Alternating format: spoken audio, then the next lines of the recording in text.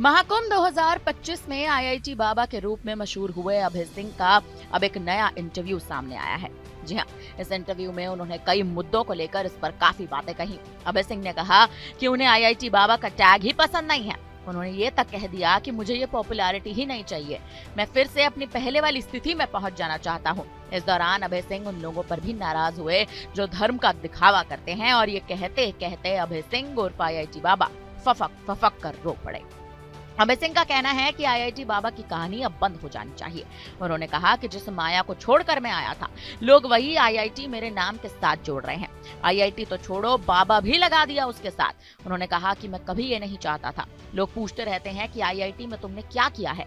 अभय सिंह ने कहा कि कभी लोगों को ये मैं बताना ही नहीं चाहता था। उन्होंने कहा कि मेरी दीदी लोगों से कहती थी कि ये आईआईटी से है, लेकिन मैंने कभी इस बात का दिखावा नहीं किया और ना कभी इस दिखावे में विश्वास किया। अभय सिंह ने अपने बयान में ये भी कहा कि मेरे अंदर वो सारे गुण हैं जो आईआईटी लेकर गया था। अगर आज भी मेरे अंदर वो लोग हैं और अगर आज भी मेरे अंदर वो हैं, तो लोगों को मेरा वो गुण देखना चाहिए।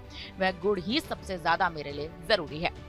अभय सिंह ने बताया कि फेमस होने से पहले भी वे प्रयागराज में रहते थे। उन्होंने कहा कि तब वे अपने एक अन्य साथी के साथ कहीं भी सड़क पर बैठ जाते थे। सड़क किनारे चाय की दुकान पर बैठकर खुला बातचीत करते थे। तब कोई उन पर ध्यान नहीं देता था और वे आराम से अपना काम भी करते रहते थे। लेकिन फेमस होने के बाद अब उनके लिए मुश्किलें हो गई हैं। उन्होंने कहा कि अब उनके दोस्त उनके साथ वैसे बात नहीं करते। निजी चैनल को दिए इंटरव्यू में उन्होंने साफ तौर पर कहा कि मुझे कितनी भी गालियां दे दो, मुझे गालियों से कोई दिक्कत नहीं है, लेकिन जब सवाल मेरे मकसद को लेकर उठाया जाता है तो मुझे बेहद तकलीफ होती है। अभय सिंह ने यह तक कह दिया कि मैं कुछ भी नहीं हूं। उन्होंने कहा कि मैं अपनी जिंदगी को अपने तरीके से जीना चाहता हूं। इस दौरान अभय सिंह रो पड़े और अपनी बहन और दोस्त का भी जिक्र करा। उन्होंने कहा कि उनकी बहन प्रेग्नेंट थी और उसे बहुत तरह की परेशानियों का सामना करना पड़ा था। साथ ही अपनी मां के साथ पिता के व्यवहार को लेकर भी उन्होंने अपना दर्द बयां किया। उन्होंने कहा कि लोगों को ऐसा लगता है कि मैं कैमरे के सामने फेक कर रहा हूँ। मैं तो ऐसा ही हूँ।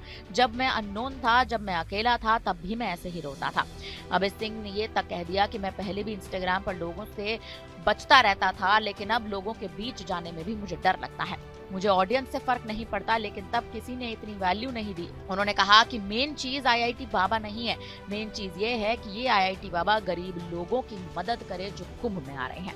देखा जाए तो अभय सिंह की तमाम बातों से, या यूं कहें कि महाकुंभ में फेमस होने वाले आईआईटी बाबा की इन तमाम बातों से इतना साफ होता है कि कहीं ना कहीं जो पॉपुलैरिटी, जो फेम उनको मिल रहा है, उससे वो खुश नहीं है।